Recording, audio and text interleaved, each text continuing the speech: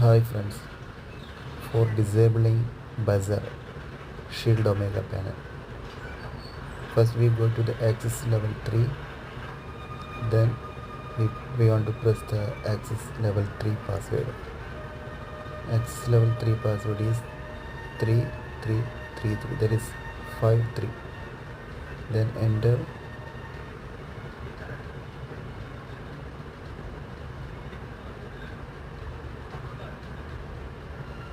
Then select system disablement.